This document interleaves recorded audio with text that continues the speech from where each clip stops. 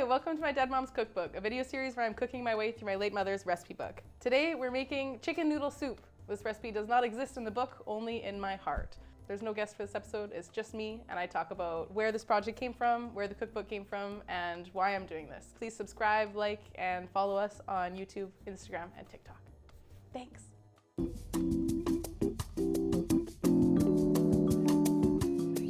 So just kind of going in, I'm gonna do all the prep while I'm talking. If you guys have any questions about what I'm doing, like the crew, what I'm like cutting things, go ahead and ask, but it's pretty standard. We're gonna dice vegetables. We're gonna make a soup. It's really easy. Off the top, one thing that is really important that I wanted to make sure I said in this episode is that my mom's name is Mary Ellen. Her name is Mary Ellen Sharon. She is an incredible woman. I say is because even though she is dead, she's not past tense in my life. I'm a cook largely because of my mom.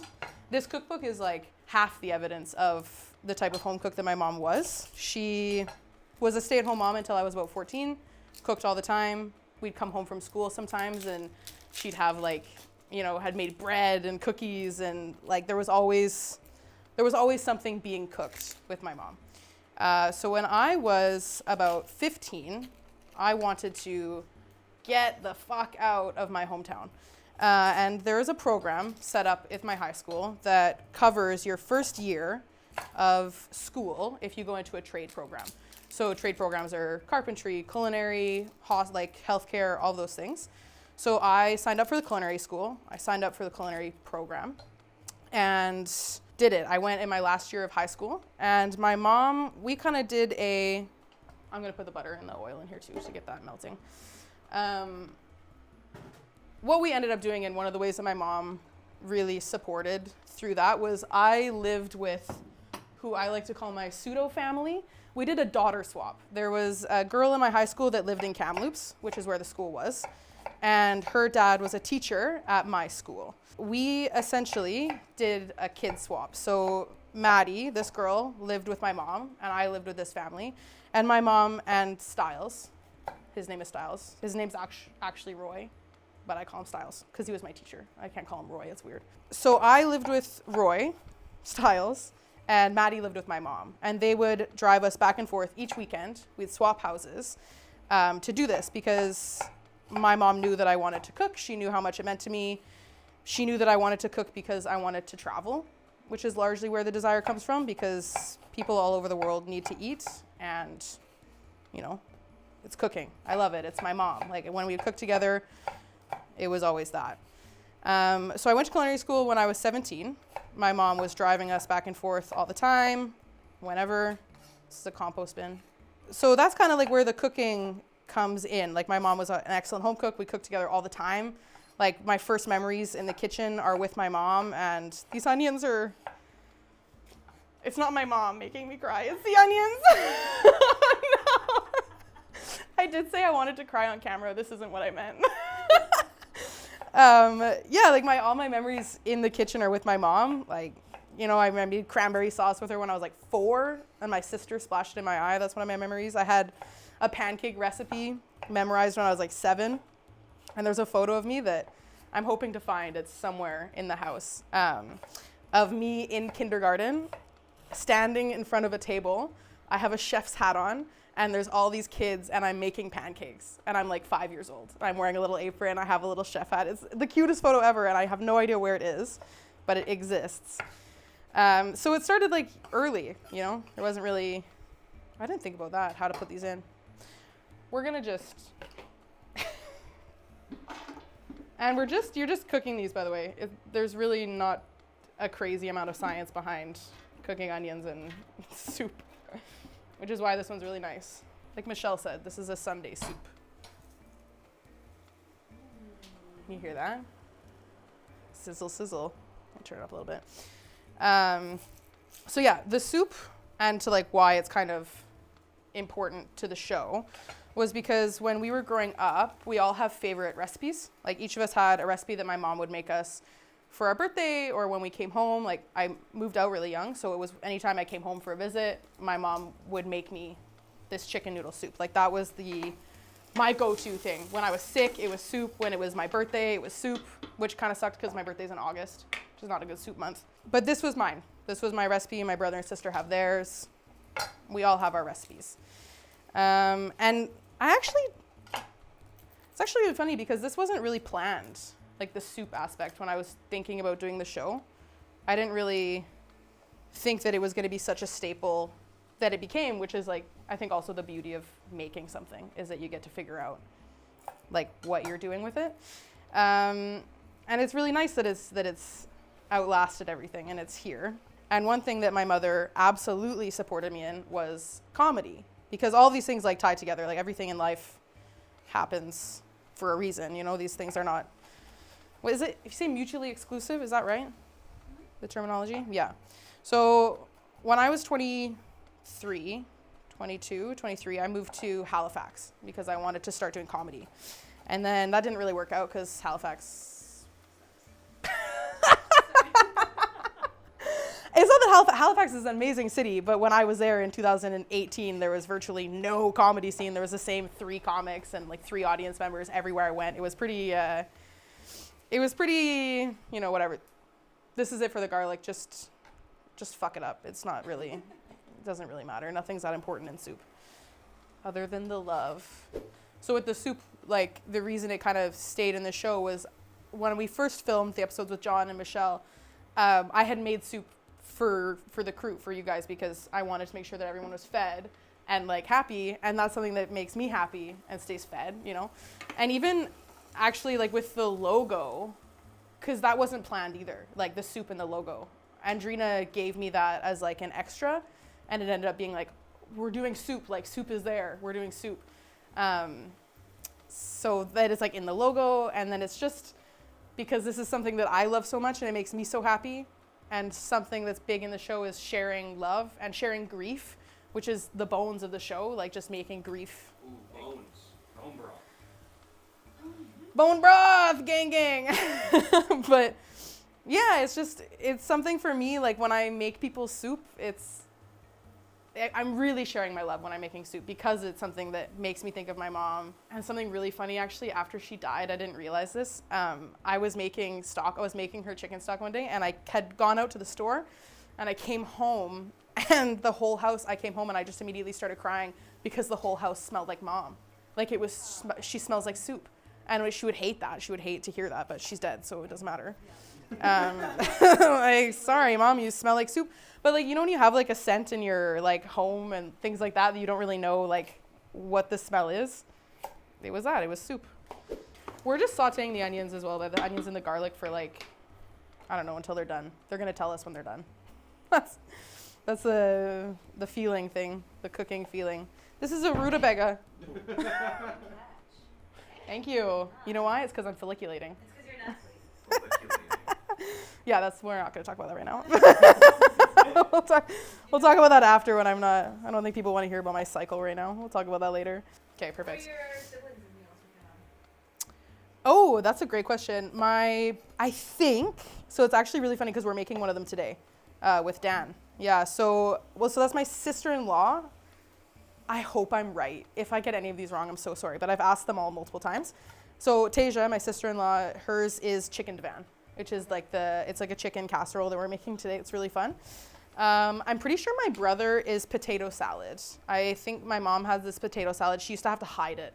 Like I'm being so serious. She used to like hide this potato salad because she would make it for like a barbecue or an event, and she'd come home and my brother would have just taken like a massive scoop out of it, and she'd be like, that was for this, because it's like there's like a paprika topping and whatnot. And my sister is Southwest taco salad, which is, yeah, because she's also a vegetarian. Like she's been a vegetarian for a really long time. I need to talk about this peeler. I bought this yesterday because I lost my peeler at work. I hate this. I hate this peeler so much. I'm so sorry. I can't explain why I don't like it. It's the handle. It doesn't matter. Yeah, my brother-in-law, I think George has a favorite recipe of my mom's, but I don't actually know what it is. I don't know what his is. Sorry, George. George, let us know in the comments below what your favorite recipe is from Mom. I'm turning it down a little bit. I kind of want to go back into like why cooking and like the fact that this is like a comedy-based grief show and kind of like where that came from, because they are all very linked. Like you can't really have one without the other. Because like I'm a cook because my mom like supported me in that, and she's the reason that I am a good cook, like especially a good home cook. When I went to Amsterdam, I lived in Amsterdam, and that's really where I started doing comedy, and my mom supported me so freaking much. And I mean that like mentally, emotionally, and financially, because I was a dumbass when I moved there. I moved there with like no job, nowhere to live, and like $5,000 of credit card debt. Which is not how you move to one of the most expensive cities in the world, but it worked out, you know. My mom kind of saved my ass there. But she was just always supportive. Like she said, she was like, you've always wanted to do comedy. This is the closest you've ever been, because I had a job at a comedy theater and all of these things. I was doing comedy. I was still cooking. Like those things have always been, I've never not worked a job in a kitchen. If I'm not in the kitchen, I am serving. If I'm not serving, I'm bartending. If I'm not bartending, I'm in the kitchen. Like it's always a fallback. But so when my mom died, when she died, North America doesn't really have, especially like white, Joanna! No, I'm joking, it doesn't matter. She dropped a Sharpie, what a fail. Wow, disruptive on set. So my mom's dead. No, when my mom died, like it's something that I really realized, that in North America, we don't have a grief culture. I'm gonna chuck these in.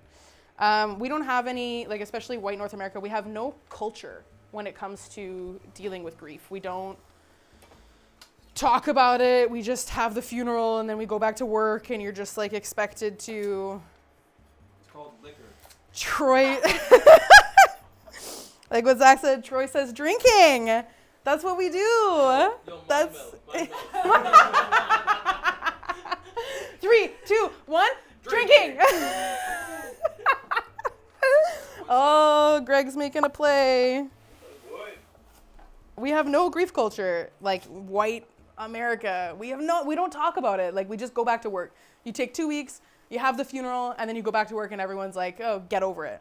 I couldn't do that. I extremely struggled with that entire thing, especially because when my mom died, I was working at Bouillon Bilk, like at a restaurant in Montreal. I was working there. So when my mom died and I came home and I was making eggs one day, I did like a TikTok trend eggs where you do like the green onions and the feta and then you break it's really good. But I was making this like TikTok trend egg and I just burst into tears because I couldn't share that with my mom. Like that's something that I would like tell her about what I'm cooking, and we talked about it a lot. And so I quit my job. I quit my job for 8 months. I didn't work because I couldn't.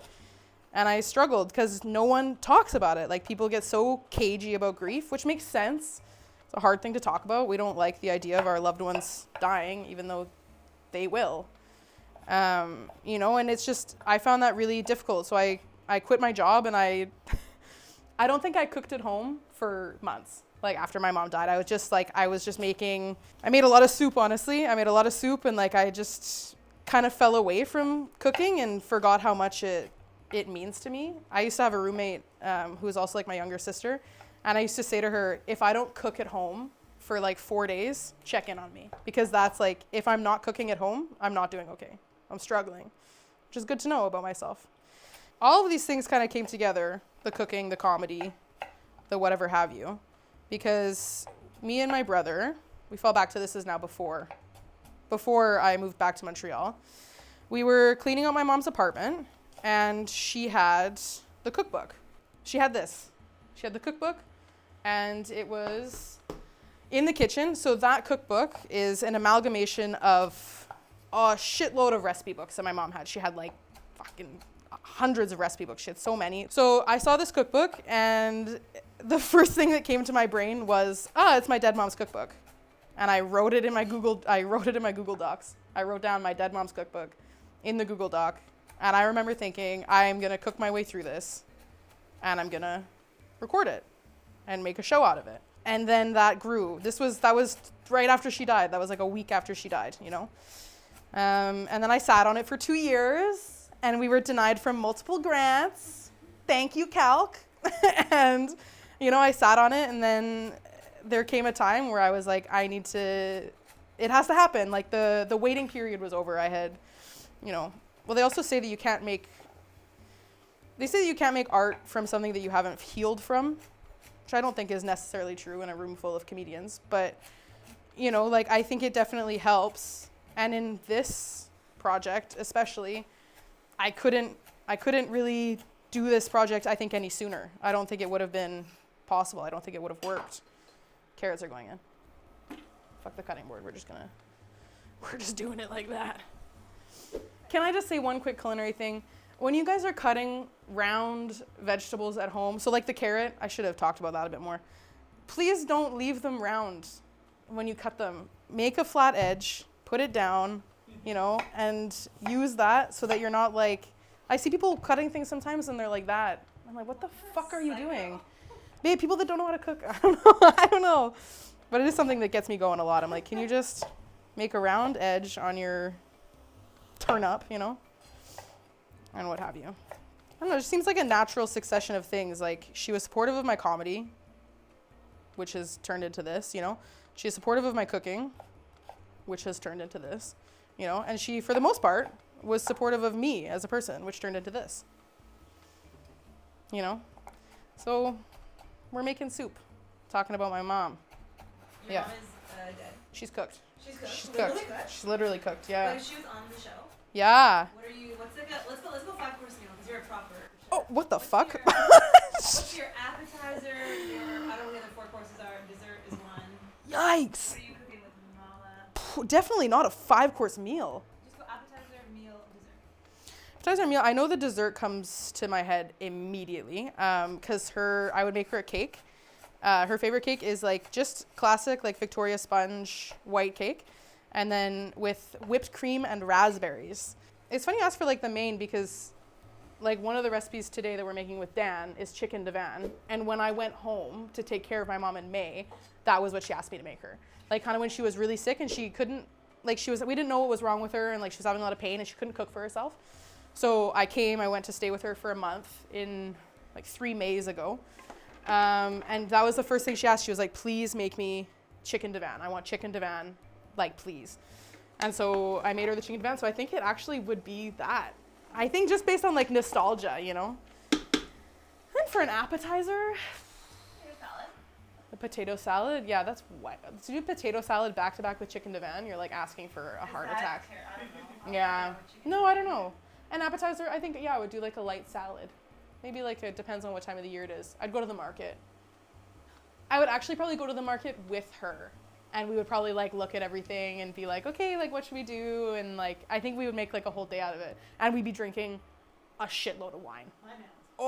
We'd be I'd melt again. We'd be drinking a lot of wine because my mom was a wino. Drinking back. We know exactly. We know she's a wino. Yeah, I think that's what. It would be the chicken divan, and then it would be that, like, classically. Because it would also be the things that I, like, miss. Mm-hmm. I'm assuming that it's, like, she's died, and then she's come back. Or, I mean, if you need, she's just never died. If she died and come back, she'd probably want brains. They're sauteing. They're cooking away. They're doing their thing. Oh, wow. There's a bit of patience involved with cooking, as we know. But we just want to soften them enough. Like, this soup is going to be on all day. It's the same as the last episodes. It's in the background. We're eating it. It's going to be on. But there's a measure with your heart moment, because now, while it's cooking, I'm going to crank this bitch up. We have Italian seasoning. This is what a great question. No one knows. It's a mixture of Italian spices That's useless. and herbs. So I add this in now because it's dry, and I find when you add dry spices in when you're like actually cooking it, you get more of the flavor because they have time to like come back alive. So we're just gonna. Whoa. That's what he said here. Measure with your heart. Measure with your heart. I might actually add in more in a minute. We'll see. I'm going to add more because when you see the veggies, there's not enough. I can't explain why or how much. There's no measurement. It's literally just, that's good. That's good. Bay leaves. I saw a subway take the other day that said a girl said that bay leaves shouldn't exist. And to her, I say, I love bay leaves. They taste like something. And bay leaves draw out acidity. That's the point of a bay leaf, is that it actually is supposed to, I hope I'm not wrong, but I'm pretty sure bay leaves, yeah, they absorb like acidity, but they do also have, especially when they're fresh, they do have like a flavor because they smell like something, they smell like a bay leaf and they taste like a bay leaf as well. I don't know. We're gonna let that cook, and then in like a minute or two, I'll give it another stir. We're gonna add these in, the tomatoes. What's your, do they do like, if you got like 5 people over for dinner, if your dinner guests, your top 5, what's yours and what would your mom's be? Oh my God, my mom's would be Matthew McConaughey. White mom. No question, yo. He's like, when we do the pitch, he's like the top, like the dream guest if this ever makes it to a TV network. Matthew McConaughey, I'm coming for you. I'm coming for you. We're cooking. I feel like she'd do Matthew McConaughey, maybe Meatloaf, like someone like Meatloaf. Is that a person? I'm the only person here who's not white, so. Meatloaf's Regis and Kelly. No, your mom wouldn't want that. Just guessing. Oh, I was like, she didn't even want, no, I think she hated that. That's so funny. Regis. Are you just going because he's like an old white man? Yeah. Oh, that does fit the role, I guess. Yeah. I feel like she would probably have someone else like Melissa Etheridge, big Melissa. Mariska Hargitay. My mom was this is going to make her even more white. Loved Shamar Moore. Loved him. Loved him. You don't know who Shamar Moore is? No way. Basketball player? Yo. No, Shamar Moore is an actor who was in Criminal Minds. He was in Criminal Minds, and he's the black guy. But Shamar... Oh, Ice-T. No! That's with Mariska, whatever. But no, Shamar Moore makes these really... No offense, Shamar. He makes these really cringy videos on, like, YouTube and Instagram where he's, like, drinking and, like, will, like, throw his shirt off, and just be like... You know what I mean? Like, he does those, yeah. And I hate it. And I think my mom secretly was like, ooh. So wait, Matthew McConaughey, Meatloaf. James Patterson, I think she would probably love to have dinner with.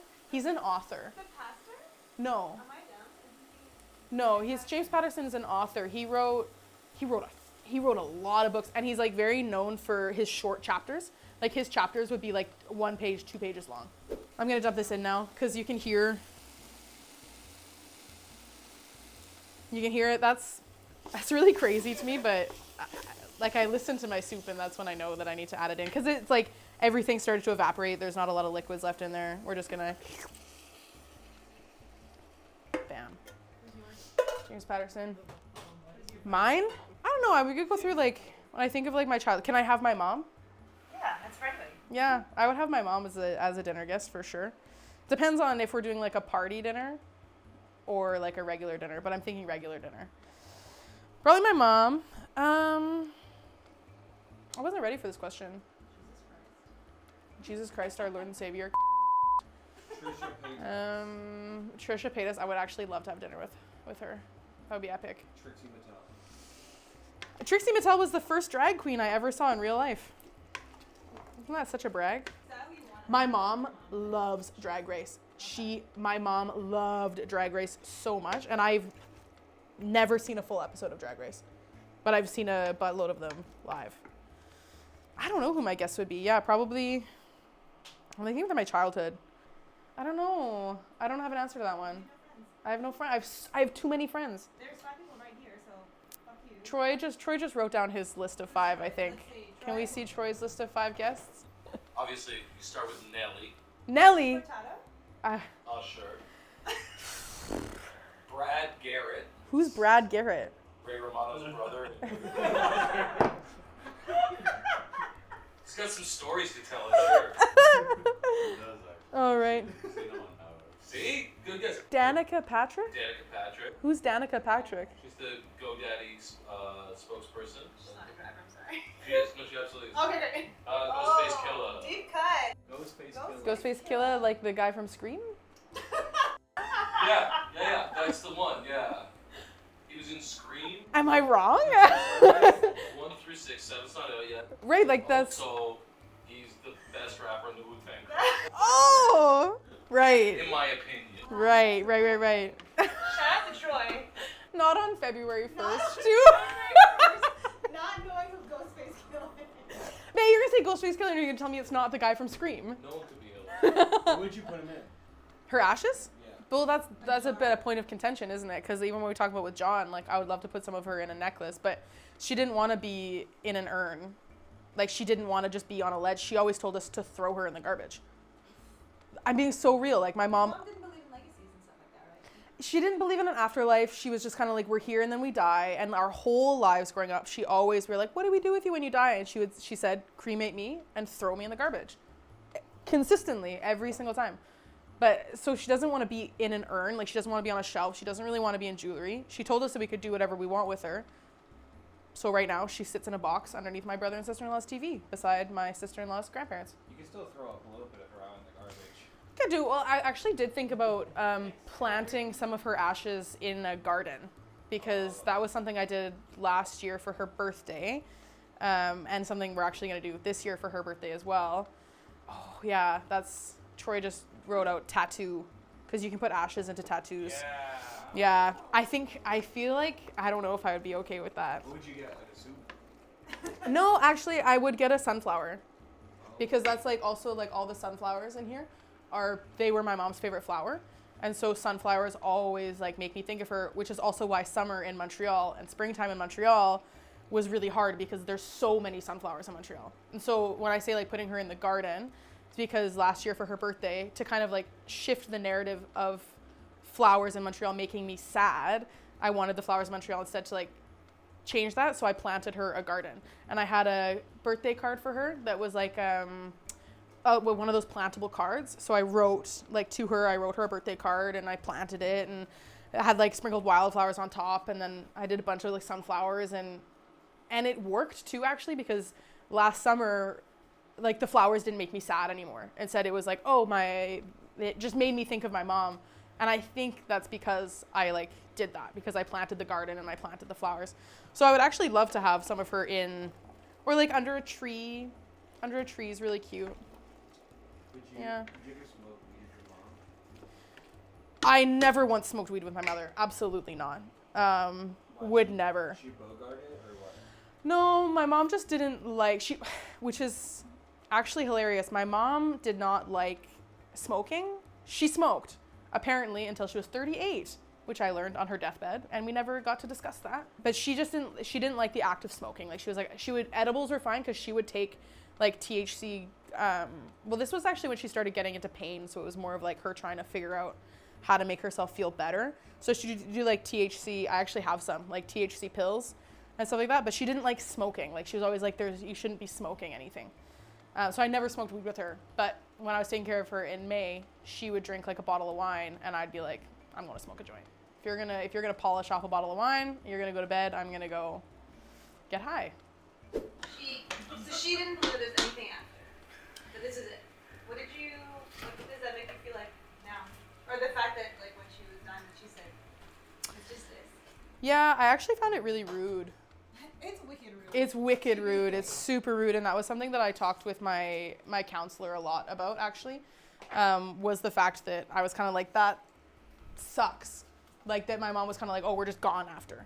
Like we're just gone. Because I was sitting in my living room one day, kind of where you are right now, and I just remember thinking like, that sucks. Like, what do you mean you're just not here? And my counselor just told me, she was like, maybe she was wrong. Because we don't know what happens after we die. So that kind of gave me like the freedom to think like, okay, like I don't think she's sitting in that stool beside Carmina, but I think she could watch. I think we get to be around. This is the chicken that I roasted. And like when I made the stock, we'll pull this guy into frame here. Wow. Stunning. Guys from work. Checks. I'm really happy with that. So to make the stock, I roasted 2 chickens. Actually made dinner for John Cochacois, which was really cute. I roasted the chickens and then did the broth. So this is the chicken meat from the roasting of the things. I'm just going to kind of dice it up and like pull it apart and add it in. What's something that I wish she could? Yeah, that you're like, oh, in time I wish that. I mean, arguably it would be this, you know, like I would love for her to be able to see this, or just, she never got to see my apartment here. Like my mom never, oh no, that makes me emotional. My mom never got to see Montreal. She never came to visit the like she never got to see this, you know? She never got to see the home that I made for myself, which I never really had. Like I've moved every 2 years for the last 12 years of my life. Like I never had stability. And now that I have stability, I wish that it's something that she could have seen and could have witnessed and like seen me, for a lack of better terms, like all grown up. You know, like I own a bed frame and like I own a kitchen island and I've signed a lease and like I'm, you know, like I have a really comfortable life here that I think my mom really wanted for me. Because there's actually, side story, my mom was a big quilter, the dying art of quilting, which I wish it wasn't dying, but it is.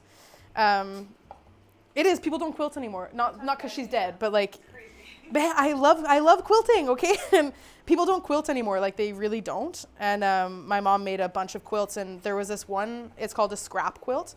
So it's essentially all the little pieces of scrap fabric, because she would make our clothes and she would make our bed sheets and all those things. And so the scrap quilt was all of the leftover pieces of fabric, and she made this, it's huge. She made this massive like kaleidoscope with all of the scrap quilts, and we'll get some footage of it after actually.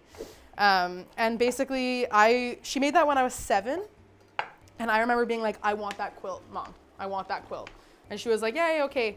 I asked for that quilt every single goddamn year until I was like maybe 25, and I just kind of forgot about it. I asked for that quilt always. Like I was like, when do I get my quilt? That's my quilt. And then when my mom was in the hospital and when I went home, what she had done, like when she got really sick, she had actually asked some of her friends to finish the quilt. So it wasn't quilted. Like when you have a quilt, you have like the fabric and stuff on the top, and then you have to like layer it in the back and you quilt it, like you pat it to make it fluffy. So she actually got some help from some friends in Logan Lake, and they finished the quilt, and then she gave it to me like when she was in the hospital. Yeah, I cried like a little bitch. It was, but no, it was really emotional, and it was really like, and she had said to me too, like she was like, the quilt was always going to be something that you got when you were stable. So now that I'm like stable in Montreal and I have this life and an apartment, and you know, now I have the quilt. Don't have my mom, but I have a quilt. So it's nice, and I sit on it sometimes, and Greg sleeps on it too, which makes me really happy. No, ask me the question. If Ask me the someone was question. feeling that way about someone who died, who's mourning someone who's never going to see their Life. future, their life, what would Yeah. you, what's a practical way that you do it? This is how I'm moving through it. I think I would tell them to imagine that they do see it. Is this the question that you thought was going to make me cry? Cool. I think because one thing that, I don't know, I just kind of have to tell myself that she does see it. I just kind of have to tell myself that she does see everything that's going on. She does see where I live. She sees my life. She's meeting my friends. That's kind of it. I don't think I would have any other advice, because it just fucking sucks. Like it actually like really sucks that I'm never going to be able to have my mom sit here and like have dinner with me in my apartment, and that she's never going to get to meet you guys and to meet my friends and see Montreal and like see how happy I am here. So I have to tell myself that to some extent she sees it. So before I cry, this is the stock. This stock is what makes my mom's chicken soup. 100%. This stock, the way that my mom made it, it's kind of redundant because chicken stock, like technically you just need 4 hours for everything to get out of it. Like beef bones and pork bones, you want to boil them and cook them for a lot longer because they release more collagen and they release more, like they have more bone marrow. But chicken bones are really small and there's not a lot going on. So technically it's 4 hours. What my mom would do with her chicken stock and her turkey stock is she would cook everything, have the bones, all your vegetables, everything. You put celery, carrots, you know, onions, garlic, like peppercorns, you put a bunch of shit in there. She brings it to a boil on the stove for 4 hours, and then we would put it outside because it's the winter. So it's winter time right now. That's one of the reasons why making it in the summer is hard. You put it outside with everything in it. You don't strain it. So you keep the stock, the onions, everything. You put the lid on it and you put it outside and hope that the squirrels aren't hungry. And then you bring it back in the next day, and I almost said that in French. Remonter, like you reheat it. You're going to bring it back to a boil, then strain it, outside again for another night, back on the stove, reduce it. I don't know why that's how my mom did it. That's how she did it. That's how this one was done. And I do believe that's why it looks this sexy color. Like this is like one of the best stocks I've made in a long time. It tastes so good. And it's really like, it's thick. Like, I don't know if you can see that. It's like kind of gelatinous. Like it's not thin. At this point, we're going to add in the stock. We're going to add in the pasta. And imagine I can't open it. Just kidding. The next recipe today that we're making needs chicken stock. So instead of like buying chicken stock, because it's supposed to be low sodium, low fat chicken stock, which this is definitely not. So I saved some of this stock for our other recipe. I don't think we're going to put all of this in. It is another measure with your heart moment. But you just enough. I also think this is going to make a mess. I think we'll hire it. Can you take me higher? Let's go. Hell yeah. I'm a profesh. So it's really, I can't really tip it anymore, but we're actually going to put all of this in because it's really vegetable-y. Bam. Empty jar. So now your vegetables are in, your chicken is in, your things are in there, our tomatoes are in there. I'm not gonna lie to you, it doesn't look as tomatoey as it normally is. I'm gonna bring this to a bubble, which is gonna take 3 seconds, and then we're gonna add in orzo pasta. Orzo pasta is an important pasta for the soup because this soup tastes better in a week, like in 3 days, like all soups. Like every single soup of the day should no longer exist. It should always be the soup of yesterday because the soup of last week, the soup of yesterday, because soup the next day always tastes better. No question, no debate. Orzo pasta, because it's so small, it keeps its shape, like it doesn't fall apart. But if you're using like a spaghetti or like any other type of pasta, it falls apart when you like reheat it and reheat it and reheat it. Whereas this one doesn't. Like it eventually will get a little like mushy. You also should not be reheating your soup like 3 times. So I don't know if you can, it's starting to bubble. So we're gonna put our pasta in. Whoa. Not really, because it's kind of, yeah, it's soup. It looks like soup. I'm not gonna lie to you. If you can imagine what a chicken noodle soup would look like, it looks like this. But we're gonna put in, this is also, you can always add, you can't take away. You can always add, you can't take away. You can always add, you can't take away. So I'm gonna add not a crazy amount. We're gonna go like there. Well, yeah, so we put in like a 1/4 cup, like a 1/2 cup of pasta, a 1/4 cup, because there's like a shitload of vegetables and chicken in here as well. We're gonna stir that. And then we just let her cook. We just let her cook the pasta and we let her do her thing. And then we have soup.